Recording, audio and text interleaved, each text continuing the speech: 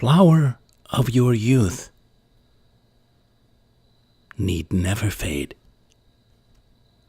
can always be blooming in the garden of your heart, in the great oasis of your imagination, in the verdant gardens of the surrounding world, which await, invite, where you can always find and bring sun and rich soil, love and loveliness, where your flowering can be ever fresh and ageless. Welcome to the latest floating poetry broadcast, and thank you for leaning in to show 130 in my ongoing weekly series, coming to you live from the gracefully aging coast of Rhode Island. This is your poet and poetorialist, Colin Goedecke, a voice for living our days more fully, more alively, more poetically. In broadcast 129, we asked about your commitment, queried if, where, how, and how much you're committed to vital dimensions of life, living, interrelating to yourself, to the well-being of your home, the earth, to a healthy and vibrant society, to your greater humanity. This week, contemplating aging and youthing, the arc of living, of life journeying, the seasons, harvests, and joys of being alive and uniquely here on earth, on aging vitally, gracefully, and gratefully, on preserving and nourishing an eternally youthful spirit, imagination, curiosity, and making meaningful imprints wherever you are or go in your world, in people's hearts, in their minds, in their memories.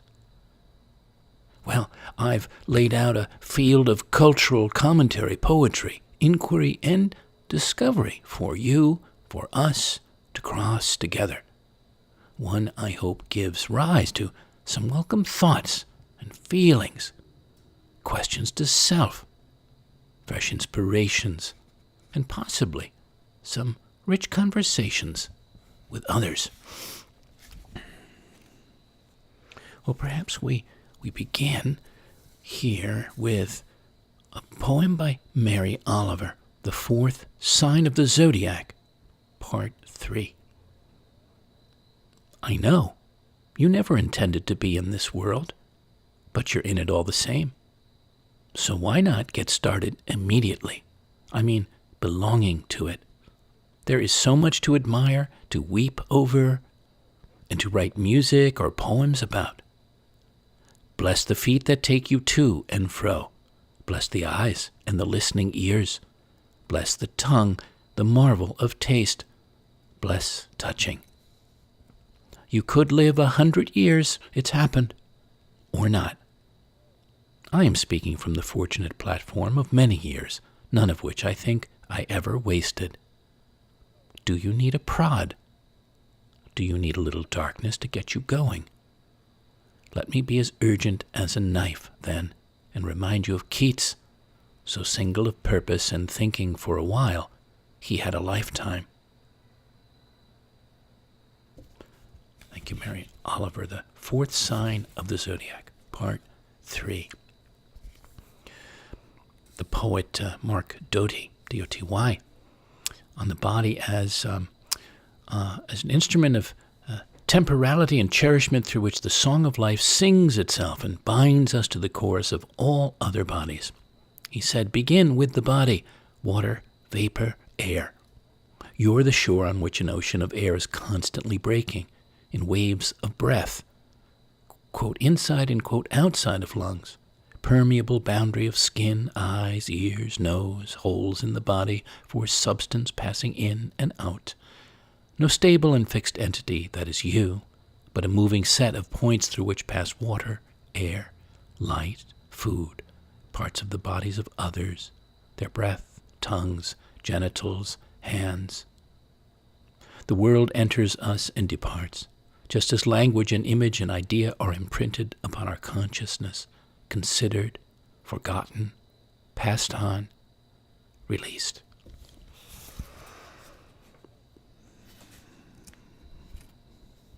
May Swenson. Digging in the garden of age, I uncover a live root. For E.W. The smell of wet geraniums. On furry leaves, transparent drops rounded as cat's eyes seen sideways. Smell of the dark earth, and damp brick of the pots you held, tamped empty. Flash of the new trowel, your eyes green in greenhouse light. Smell of your cotton smock, of your neck in the freckled shade of your hair. A gleam of sweat in your lips scoop. Pungent geranium leaves, their wet smell when our widening pupils met. Thank you. May Swenson. Here's a poem by Samuel Manash. Salt and pepper. Here and there white hairs appear on my chest. Age seasons me, gives me zest. I am a sage in the making, sprinkled, shaking. Thank you, Samuel Manash, M-E-N-A-S-H-E. Maybe you know the novelist and physicist. That's an interesting combination. Alan Lightman, author of one of my favorite books, among others, Einstein's Dreams. Great flight of imagination. Well, he said this: if against our wishes and hopes we are stuck with mortality, does mortality grant a beauty and grandeur all its own? Even though we struggle and howl against the brief flash of our lives, might we find something majestic in that brevity? Could there be a preciousness and value to existence stemming from the very fact of its temporary duration?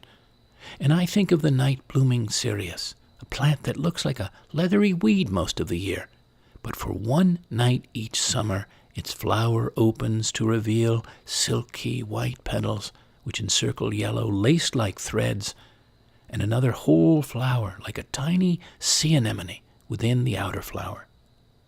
By morning the flower has shriveled. One night of the year, as delicate and fleeting as a life in the universe.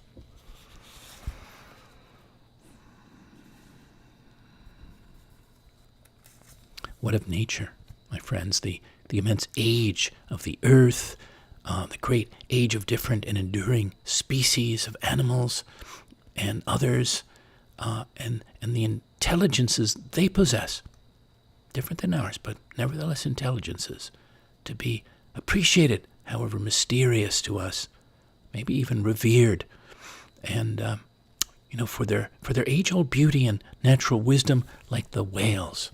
And up in the Inside Passage of Southeast Alaska back in July of 2009, where I was on a wilderness journey in a small fishing boat with two other men, the captain and a good friend of mine, on a sojourn that was quite incredible in every way I can think of, still glowing within me. Wrote this poem, among others, Old Faithfuls for the Humpback Whales. Geysers on the horizon. Against the far island waterline, pale columns of mist rise and suspend from the fountaining spouts of the wet black humpbacks, breathing out and in for thousands of years.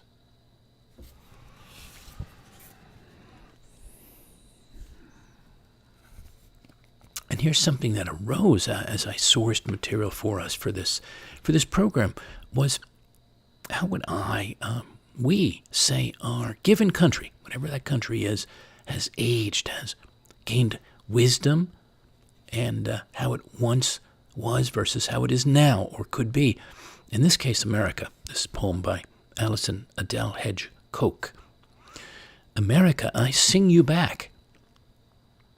America, I sing back what sung you in. Sing back the moment you cherished breath. Sing you home into yourself and back to reason. Before America began to sing, I sung her to sleep, held her cradle board wept her into day. My song gave her creation, prepared her delivery, held her severed cord beautifully beaded. My song helped her stand, held her hand for first steps, nourished her very being, fed her, placed her 3 sisters strong. My song comforted her as she battled my reason, broke my long-held footing sure as any child might do. As she pushed herself away, forced me to remove myself as I cried this country, my song grew roses in each tear's fall. My blood-veined rivers painted pipestone quarries, circled canyons while she made herself maiden fine. But here I am, here I remain high on each and every peak, carefully rumbling her great underbelly, prepared to pour forth singing. And sing again I will, as I have always done, never silenced unless in the company of strangers, singing the stoic face, polite repose, polite while dancing deep inside, polite mother of her world, sister of myself. When my song sings aloud again, when I call her back to cradle, call her to peer into waters, to behold herself in dark and light, day and night, call her to sing along, call her to mature, to envision, then she will quake herself over. My song will make it so. When she grows far past her self-considered purpose, I will sing her back, sing her back. I will sing, oh I will, I do. America, I sing back what sung you in. Thank you, Alison Adele Hedge-Koch. That's from her collection Streaming. She wrote that in 2014. That was very timely and also apropos of our theme. Lawrence Ferlinghetti gave us this vision decades ago in this poem. Skyscrapers filled like water glasses, great lakes mixed with Buddhist brine, great books watered down in Evanston, Milwaukee beer topped with sea foam, Beau Fleuve of Buffalo suddenly becomes salt, Manhattan Island swept clean in 16 seconds, buried masts of New Amsterdam arise as the great wave sweeps on eastward to wash away over-age Camembert Europe. Mannahatta steaming in sea vines, the washed land awakes again to wilderness. The only sound a vast thrumming of crickets, a cry of seabirds high over in empty eternity as the Hudson retakes its thickets and Indians reclaim their canoes. I hadn't read that before. I was happy to come upon that and share that with you. So, aging. Maybe we've made it too simplistic, too surface, stripped it of its nuances, its many beautiful and soulful dimensions, its naturalness, its mysteries, and its gifts to us, no matter what age we are, young or old, or older than old. Well, when someone I don't know or know well asks me what my age is, I often respond with a question. What age do you want to know about? And they almost always, what do you mean? And I say, my intellectual age, my sexual age, my spiritual age, emotional age, my energetic age. Because they're all different and always evolving. And chronological age, to me, is the least important. It's all the way down the ladder. All the others matter far more. So, dipping into questions I have for you about aging and youthing, perhaps we start there. How would you describe your various ages this way, as they are right now? These layers, these dimensions, and which one or ones do you value the most or more than the others, and which have changed the most? How do you feel about growing older, quote, older, and what were your feelings, your consciousness about it? What was that 5, 10, or 20 years ago compared to now? Put those next side by side. What's the best part of this time of your life, the one you're living now? And what's the most challenging? Are you enjoying your life journey?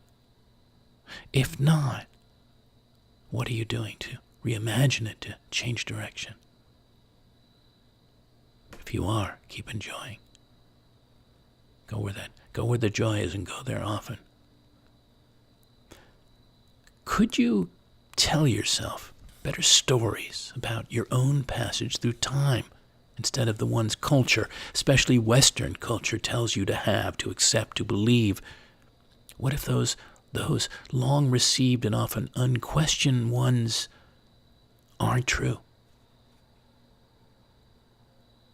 If we could point to just one person that defies those beliefs through a different way of their thinking and acting, isn't that enough to show us what else is possible, is achievable for anyone, for you, me, and how damn powerful our minds are? I'm convinced that if I told myself regularly I'll start falling apart in my 70s and 80s, my body would listen in and follow suit, and I likely would disintegrate. Well, I don't follow that narrative. I know however much this husk of mine weathers, I can be vibrant to my last moment on earth, my last breath, can keep having peak experiences, can live on in healthy and wonderful ways regardless of the number of years that elapse for me. Some of the most vibrant people I know, have known for decades, are in their chronological upper reaches, the upper stratospheres, and they continue to inspire me with their passion for life and the great and small wonders of the daily world. Are there people like that in your life? Do they inspire you, enliven you? I hope so. Hope there are ones. Are you ever growing and learning, staying curious, whether you're in your 40s, your 80s, 90s, whatever that number may be? How are you keeping your own youthfulness, your vitality alive, well-nourished? What might you tell your 20-year-old self if you could from the place you are now? If you could share the understanding you've gained about living, if you could go back and share it? Or, knowing what you know now from life experience, would you have made very different choices of education, of partner, of career, or other? How immersed are you in the past, or in the future, or in each moment? And while you're alive, is there one big dream you have, or vision, or burning desire you'd greatly like to realize? What is it? How are you moving toward it?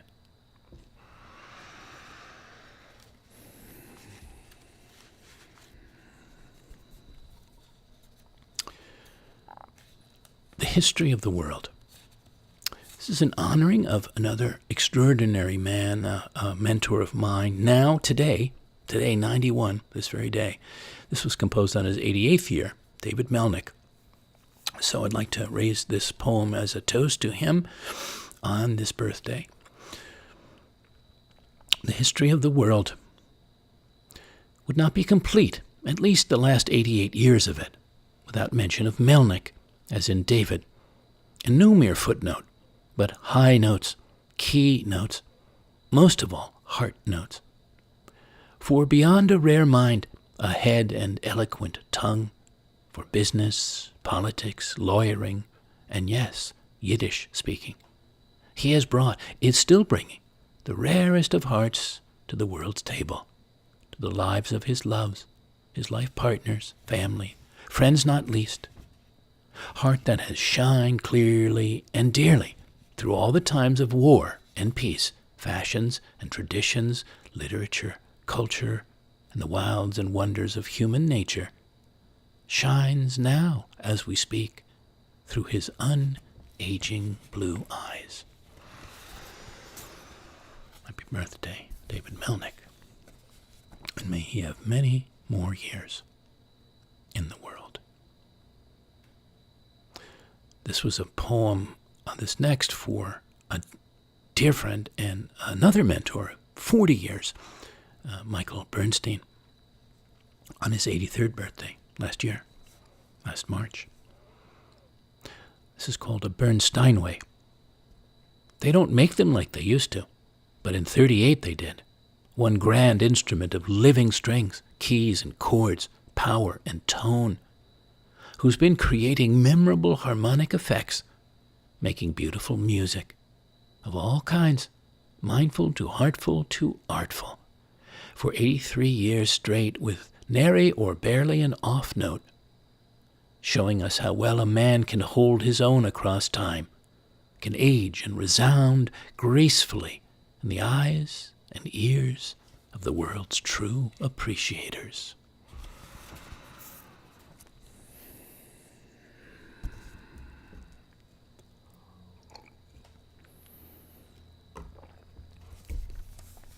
Here's a poem from Germany, from Berlin, from the spring of 2015, when I found myself musing on a vintage player in the house of friends at Ritterstrasse, number 1. It's called the Old Victrola. I bet you all would know what a Victrola is, even if you haven't seen one lately. When you were young, what songs blossomed from the golden flower of your mouth? What music floated out when the silver needle fell, when the sitters, the dancers tilted their ears, their bodies, in the long room, leavened, like now, with March light ladling in through these near and far French doors, onto the blonde wood floors, the dove-gray walls, onto their bare calves, their soft hands. The Old Victrola. And what about the way music, a song, sounds, musical sounds, can fill us, can stir us, call up feelings of earlier days, times, ours and others, especially beautifully sweet or sentimental ones. I wrote this for a master accordionist back in 2001, Englishman, Tony Compton. It's called The Accordion's Song.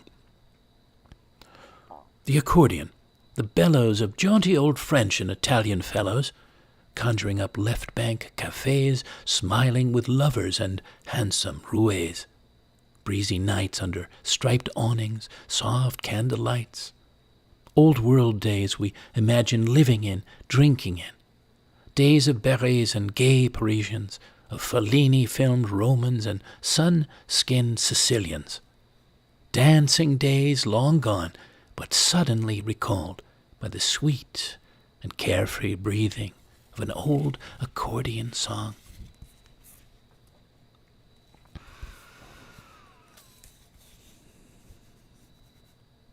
As an animist who feels everything has an aliveness, a spirit, when I was an apprentice winemaker back in New York for many years, for decades actually, with my then Italian father-in-law, Leonardo, making wine with him and the family, the Italian family I had married into, I wrote of moments and things like this, and also this speaking to an awareness of generations and their beautiful ongoing traditions.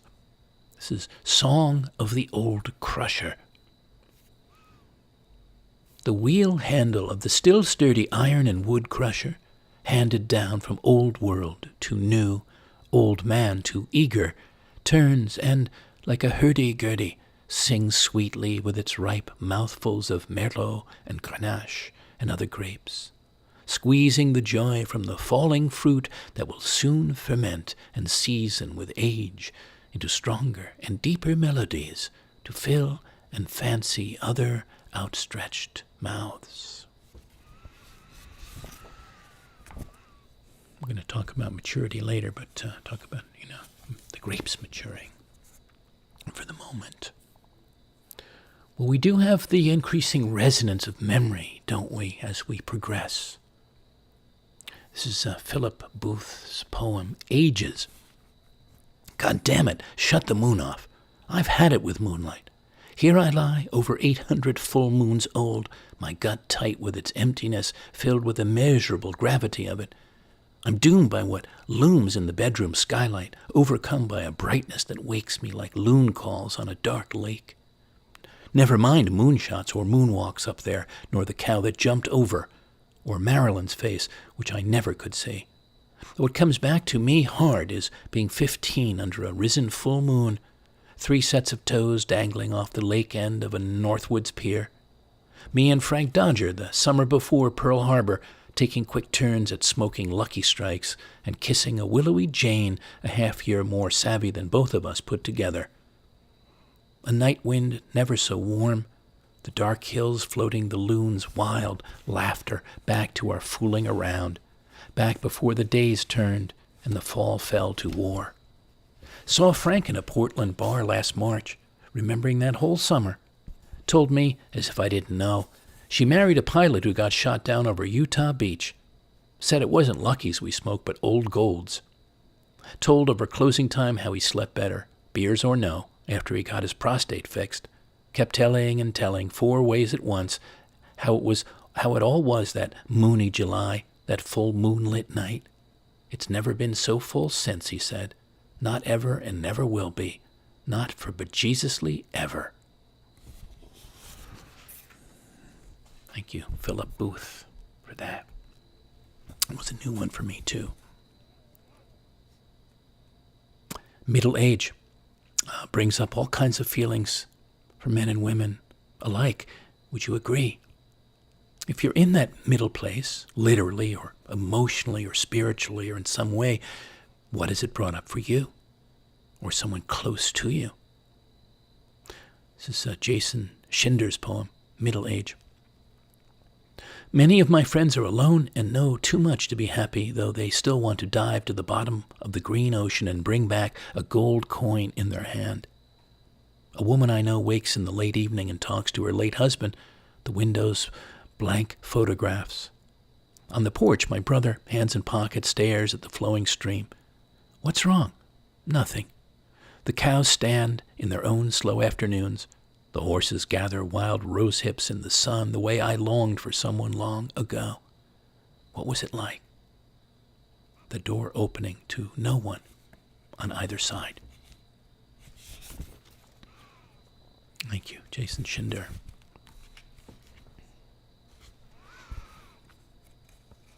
Affirmation by Donald Hall. It's an interesting point of view, I thought, on aging. Another one I didn't know of his. I know other work, but not this one. So for our contemplations, to grow old is to lose everything. Aging, everybody knows it. Even when we are young, we glimpse it sometimes and nod our heads when a grandfather dies. Then we rove for years on the midsummer pond, ignorant and content. But a marriage that began without harm scatters into debris on the shore, and a friend from school drops cold on a rocky strand. If a new love carries us past middle age, our wife will die at her strongest and most beautiful. New women come and go, all go. The pretty lover who announces that she is temporary is temporary. The bold woman, middle-aged against our old age, sinks under an anxiety she cannot withstand. Another friend of decades estranges himself in words that pollute 30 years. Let us stifle under mud at the pond's edge and affirm that it is fitting and delicious to lose everything. Thank you, Donald Hall. It's from White Apples and the Taste of Stone. Very different point of view. It's not my point of view, but it's an interesting point of view.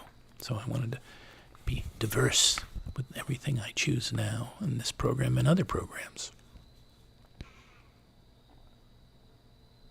This is Your Old Age, Lucy. Poem by Lucille Broderson.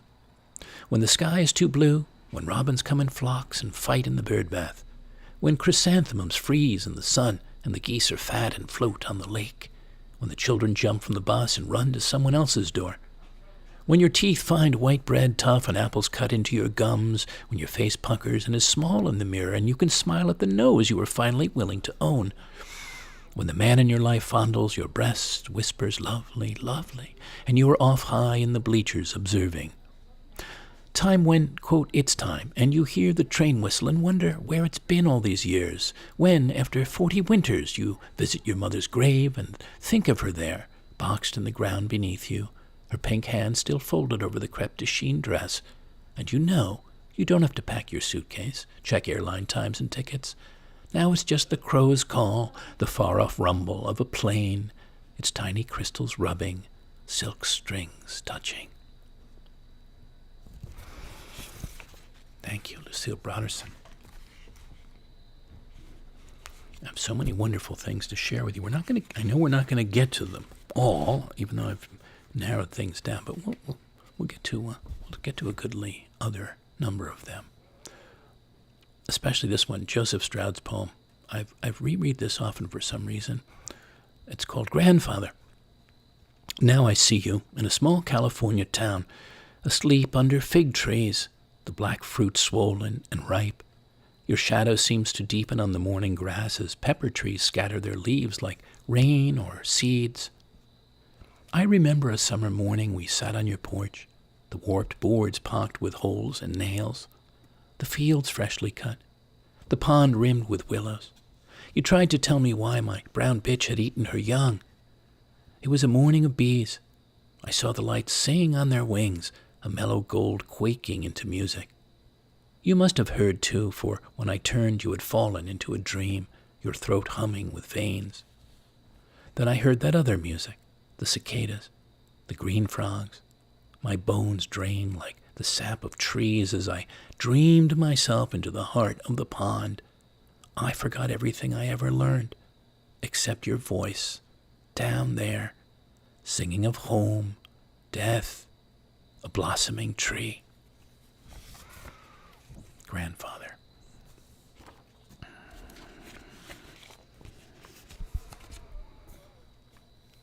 There's a book you might enjoy. It's called Things to Look Forward to. It's an illustrated celebration of living with presence in uncertain times. It's disguised as a love letter to the future.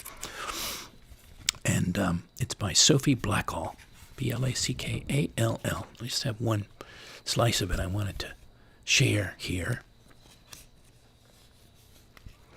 I've often found myself romanticizing the, quote, before times when we could travel the world and hug our friends and shake hands with strangers, but I have come to the conclusion that it's better to look forward, to gather the things we've learned and use our patience and perseverance and courage and empathy to care for each other and to work toward a better future for all people. To look forward to things like long-term environmental protection and racial justice, equal rights and an inclusive society, free health care and equitable education, an end to poverty, hunger, and war. But we can also look forward to everyday things that will buoy our spirits and make us laugh and help us feel alive, and that will bring others comfort and hope. I like that very much.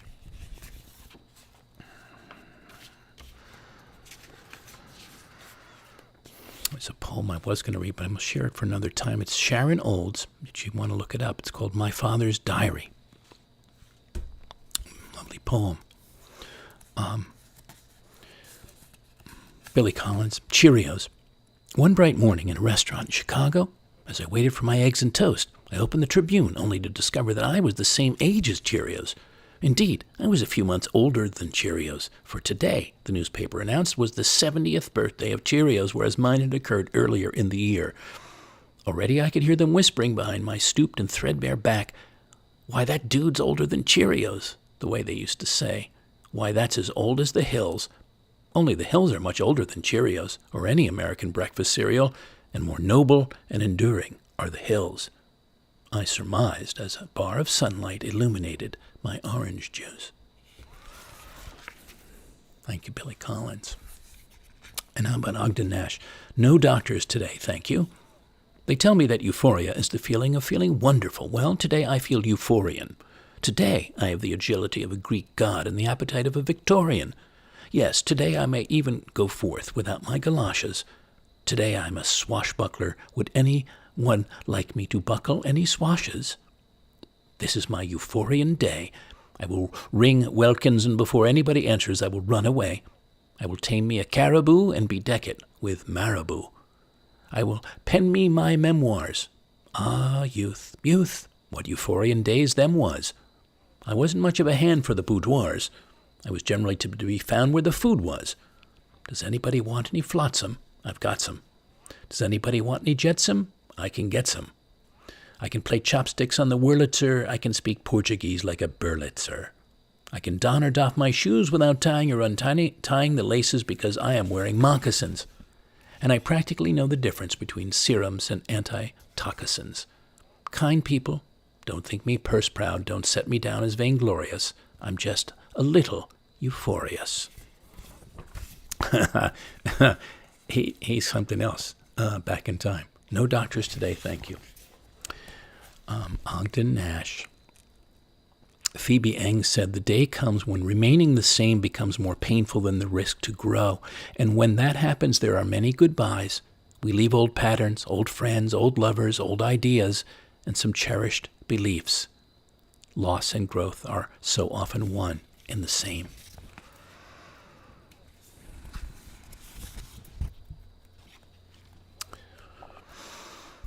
Plato said old age has a great sense of calm and freedom. When the passions have relaxed their hold, you have escaped not from one master, but from many. And Oscar Wilde wrote, the tragedy of old age is not that one is old, but that one is young.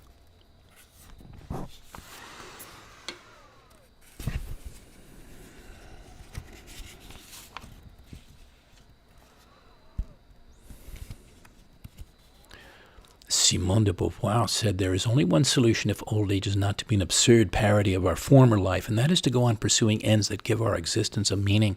Devotion to individuals, to groups, or to causes, social, political, intellectual, or creative work. In old age, we should wish still to have passion strong enough to prevent us turning in on ourselves. One's life has value so long as one attributes value to the life of others by means of love, friendship, indignation, compassion. Simone de Beauvoir. I had another piece about cultures that celebrate aging and respect their elders, and there are quite a few, actually, including in Greece, naturally the Native Americans, no surprise, ancient Rome.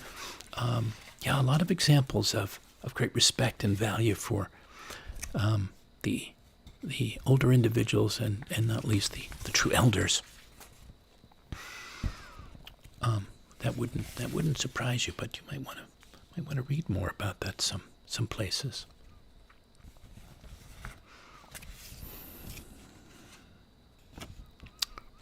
Okay. Old Man Leaves Party by Mark Strand. It was clear when I left the party that though I was over 80, I still had a beautiful body. The moon shone down as it will on moments of deep introspection. The wind held its breath. And look, somebody left a mirror leaning against a tree. Making sure that I was alone, I took off my shirt. The flowers of bear grass nodded their moon-washed heads. I took off my pants, and the magpies circled the redwoods. Down in the valley, the creaking river was flowing once more. How strange that I should stand in the wilds alone with my body. I know what you were thinking. I was like you once. But now, with so much before me, so many emerald trees and weed-whitened fields, mountains and lakes, how could I not be only myself, this dream of flesh, from moment to moment? Thank you, Mark Strand, for that. David White, his marvelous book of essays called Consolations, different topics from friendship to maturity, which is, I wanted to share that piece from. He says, maturity is the ability to live fully and equally in multiple contexts, most especially the ability, despite our grief and losses, to courageously inhabit the past, the present, and the future all at once. The wisdom that comes from maturity is recognized through a disciplined refusal to choose between or isolate three powerful dynamics that form human identity: what has happened, what is happening now, and what is about to occur. Immaturity is shown by making false choices, living only in the past, or only in the present, or only in the future, or even living only two out of the three. It's not a static arrived platform where life is viewed from a calm, untouched oasis of wisdom, but a living, elemental frontier between what has happened, what is happening now, and the consequences of that past and present, first imagined and then lived into the waiting future. It calls us to risk ourselves as much as immaturity, but for a bigger picture, a larger horizon, for a powerfully generous outward incarnation of our inward qualities, and not for gains that make us smaller, even in the winning. Thank you, David White. Some good wisdom there, I think. What kind of house of life, of living have you built, friends, or want to build, or rebuild? This poem arose from drawing a tarot card, a 7 of Cups, back in Brooklyn in 2017. No house of cards. Only a house of healthiest self. To build, keep building, free of unsound thought, timbered with newfound wisdom, cornerstone with clarity and emotional maturity, shingled with profound awareness, the only place to call home. If you go to the Marginalian, you'll find a good piece on Alain de Botton from the School of Life, Botton, a piece on existential maturity and what emotional intelligence really means. I actually think that's one of the most important things we can have and develop in our life. So I won't read all of this, but I'll read just a bit of it. The emotionally intelligent person knows that love is a skill, not a feeling, and will require trust, vulnerability, generosity, humor, sexual understanding, and selective resignation. The emotionally intelligent person awards themselves the time to determine what gives their working life meaning and has the confidence and tenacity to try to find an accommodation between their inner priorities and the demands of the world. They know how to hope and be grateful while remaining steadfast before the essentially tragic structure of existence. They know that they will only ever be mentally healthy in a few areas and at certain moments, but are committed to fathoming their inadequacies and warning others of them in good time with apology and charm. There are few catastrophes in our own lives or in those of nations that do not ultimately have their origins in emotional ignorance.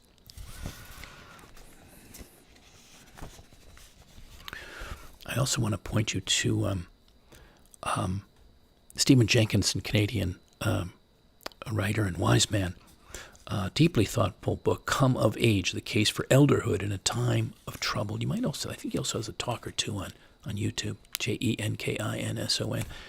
I wanted to read this, but I don't have time to read this now, so maybe another time. The Irish philosopher, poet John O'Donoghue.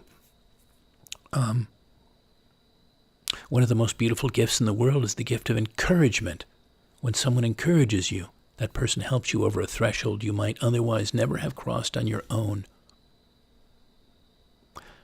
I can't get over how much encouragement I've had in my life from many different people and quarters and times, and how much it helped me go to certain vital places. Where are you being encouraged by others in your life? Where are you encouraging others? Curious about that. If you want to share with me anytime, let me know. Yes. There is actually a story that you may not know, is that when Walt Whitman in 1855 self-published Leaves of Grass, his monumental tome, he was confident it would do well, but he fell out of confidence when it failed to take off. And he was quite despairing. He fell into a great soul-searching place of remorse and disbelief. And then he received an extraordinary letter of praise from Ralph Waldo Emerson, who was not only the muse for the volume, but at that point he was America's most significant literary tastemaker. And that changed his destiny. It certainly changed what everything took off at that point. I won't read you the whole letter. It's a really beautiful letter, but it opens, "Dear Sir," writing to Whitman, "I am not blind to the worth of the wonderful gift of Leaves of Grass. I find it the most extraordinary piece of wit and wisdom that America has yet contributed." This little story is from nothingintherulebook.com. So how about that? You never know where encouragement can take you, or it can take someone else that you're encouraging. Okay. Just doing a little editing on the fly, as I sometimes do.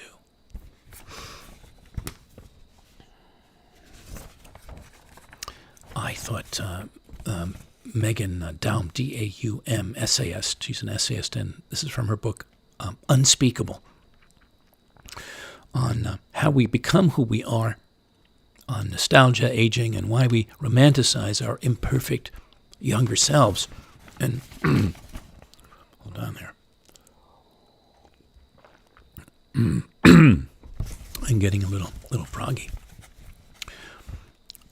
She concludes this way: the problem I now know is that no one ever really feels wise, least of all those who actually have it in themselves to be so. The older self of our imagination never quite folds itself into the older self we actually become. Instead, it hovers in the perpetual distance like a highway mirage. It's the destination that never gets any closer, even as our life histories pile up behind us in the rearview mirror. It is the reason that I got to 40-something without ever feeling 30-something. It is why I hope that if I make it to 80-something, I have the good sense not to pull out those old CDs. My heart by then surely would not be able to keep from imploding. My heart back then stayed in one piece only because, as bursting with anticipation as it was, it had not yet been strained by nostalgia. It had not yet figured out that life is mostly an exercise in being something other than what we used to be, while remaining fundamentally and sometimes maddeningly who we are. Thank you, Megan Daum. Okay, last handful here for us for now of things. The ancients, of course, had timeless things to say, not least Marcus Aurelius. Even if you're going to live 3,000 more years, or 10 times that, remember, you cannot lose another life than the one you're living now, or live another one than the one you're losing. The longest amounts to the same as the shortest. The present is the same for everyone. Its loss is the same for everyone, and it should be clear that a brief instant is all that is lost. For you can't lose either the past or the future.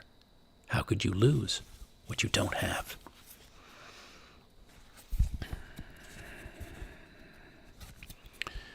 I often find quotes from him and other Stoics from the dailystoic.com. And in his recent one, the producer of that says, "Memento mori, you are mortal. So go play with your kids. Go apologize to your brother. Tell that person you love them. Speak out about the things you think are important. Stop sweating things that don't matter. Stop deferring what you have always wanted to do. Stop deferring what you know you were meant to do, what you know is right to do. Don't be arrogant. Be humble. Realize you cannot assume you will get 6 more months, let alone 6 more years. So while you are blessed in this life with this life, use it." Agreed. Living a making. Making a living matters, but living a making matters more. And loving the making, the creating, of the life you're living, of who you're becoming, how it's evolving, how you're emerging, engaging, enlightening. Every moment you wake up and enter the day, every night you sleep and enter your dreams. Ram Dass said, "If I'm going to die, the best way to prepare is to quiet my mind and open my heart. If I'm going to live, the best way is to quiet my mind and open my heart."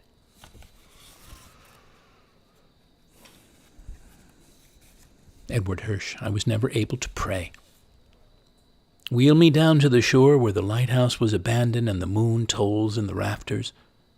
Let me hear the wind paging through the trees and see the stars flaring out one by one like the forgotten faces of the dead.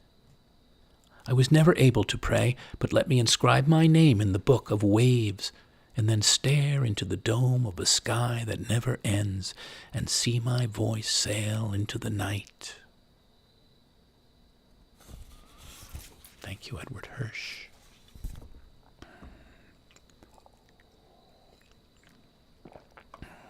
Rob Bresney, the author of Pronoia, an antidote to paranoia, creating a golden age.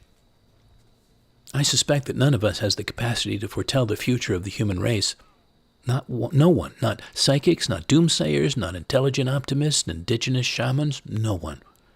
There is a strong case to be made that this is the worst of times, and an equally strong case that this is the best of times. A strong case that everything will collapse into a miserable dystopia, and a strong case that we are on the verge of a golden age. It's impossible to know in any, quote, objective way which is, quote, truer. Anyone who asserts they do know is just cherry-picking evidence that rationalizes their emotional bent. The variables are chaotic and abundant and beyond our ken. In the meantime, I'm doing what I can to create a golden age. And friends, so am I. And I would encourage you to consider doing the same.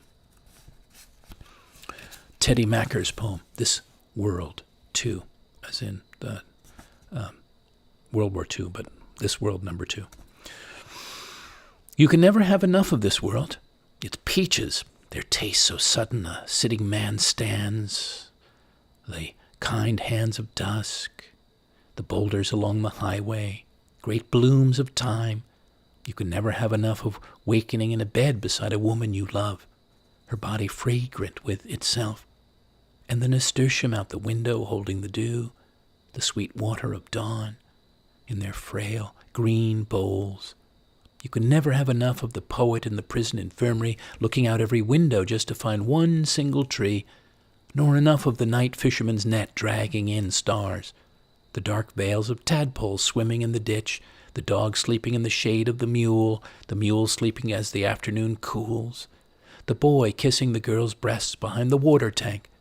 You can never have enough of this world, and yet how we tire of it, how we raise our hand against it, how we avoid it, as if it were a mother saying, "Look me in the eye, just look me in the eye."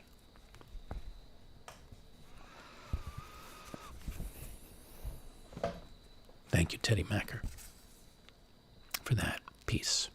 Joseph Stroud, Spring in the Santa Cruz Mountains, with Lee Po. Here our life is the absolute clearness after rain. We sit in the middle of a path near an acacia tree, under a rush of branches where the stream pools, a towhee dips its feathers, shuddering water into jewels of light.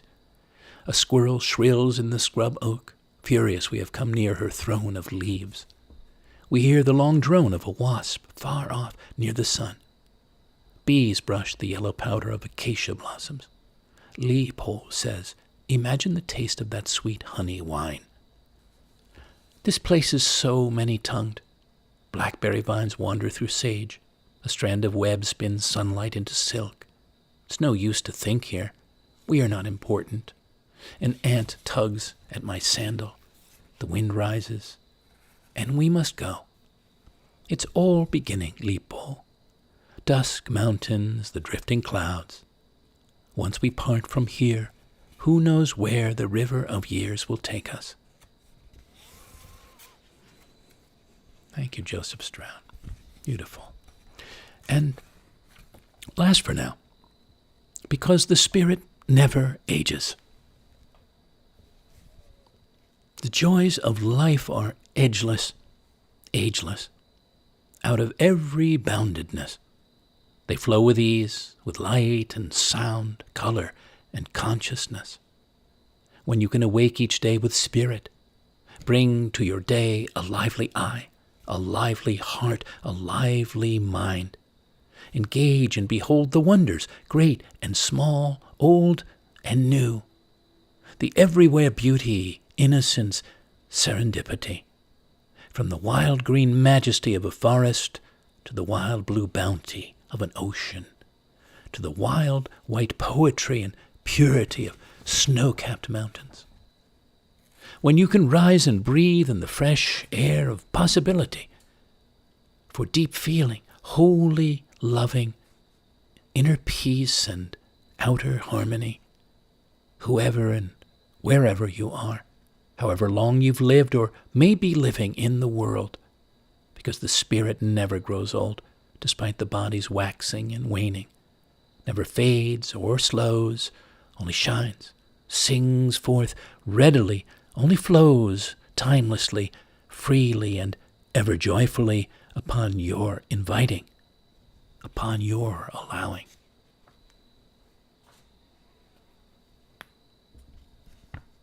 Because the Spirit never ages. Thank you again for leaning in, listening, and feeling in, for sharing links to these broadcasts with friends and others, any of the replays of which they're all up, and sending gifts of thanks for given programs as you're moved to, or an appreciation for all my efforts creating and presenting these free weekly shows. I always welcome your thoughts and suggestions. My email is colin@thepoetorialist.com. Do tell me your experience of this show, what it sparked, how you felt about it, and especially like to know if it enlivened you or enlightened you. If you want to send a contribution, you can use Venmo to Fivefold, Fivefold, @pipeline.com, or PayPal, or regular mail to P.O. Box 1032, Westerly, Rhode Island, 02891. Also through my site, thepoetorialist.com, and the Donate tab. Patrons can also, at times, host or sponsor me as a working poet in residence in a given place in the world for a given time, a given season, to create a new flight of poetic art and dedicate it to them. Email me, and we can begin exploring that. Meanwhile, you can hear all the broadcasts online on YouTube on the Floating Poetry playlist. I hope you'll lean in soon again. Until then, dear listeners, an enduring toast to your wise and graceful and delight-filled aging, to sharing your wisdoms with our youth, so many, so much in need of it, so thirsty for it, and to your youthfulness, your taste and zest for life, no matter your age. Goodbye for now, and good spirits.